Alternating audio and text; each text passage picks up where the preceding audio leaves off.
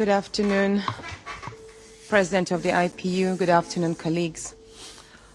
I come with a heavy heart from Nigeria, but first I'd like to apologize to Honorable Kafila Ogbara. I am not here to bring shame to our country.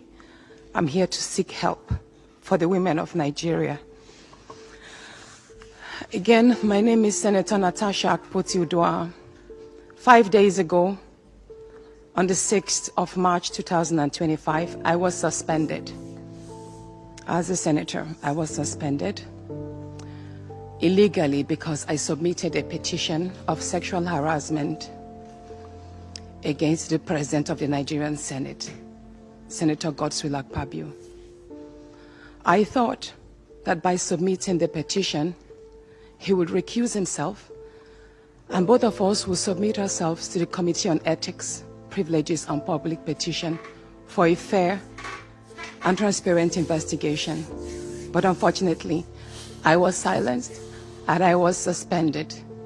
I was suspended for 6 months, amongst many other stringent conditions, such as taking away my security, taking away all the officials, vehicles, and other items that were handed over to me as a senator. My salaries will be cut off. I must not appear anywhere near the National Assembly. And for 6 months, I'm not to introduce myself or present myself as a senator locally in Nigeria or internationally. That means I'm here illegally. But I had no other place to go but to come here and speak to you women. Because this is a bigger picture.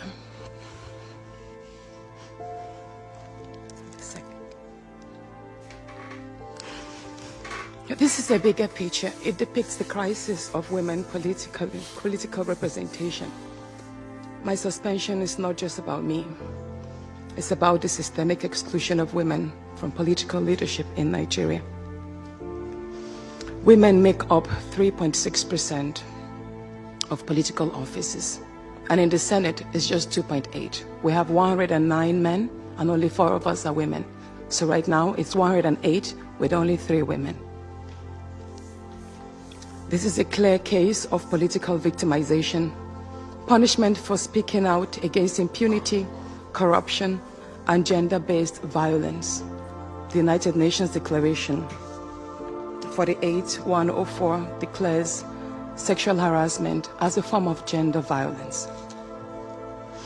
The Senate's actions are an assault on democracy. I was elected by my constituents to represent them. Yet a few powerful men have unilaterally decided to silence their voices by suspending me for 6 months. My call for an open and transparent investigation into harassment allegations have been met with hostility instead of accountability. If a female senator can be treated this way in the full view of the world, imagine what ordinary Nigerian women will go through every day in workplaces, in universities, and other aspects of our society. A culture of harassment and silencing must end.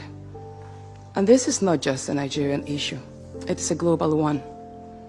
Women in politics, media, and businesses face threats, intimidation, and violence for simply demanding fairness. From sex for grades scandals in universities to harassment in workplaces and political spaces, Nigerian women have constantly been forced into silence. We need stronger legal protections and a zero culture tolerance for gender-based discrimination and intimidation.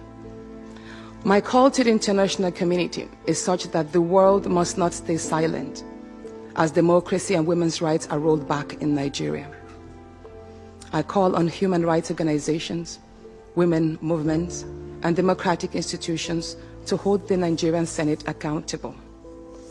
Nigeria needs global partners to push for women's political inclusion, safety, and protection from political harassment.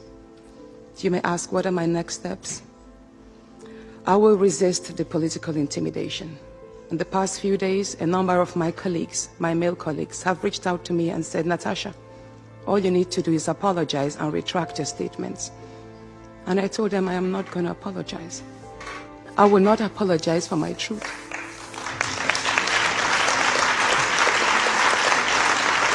Thank you. Thank you. And I told them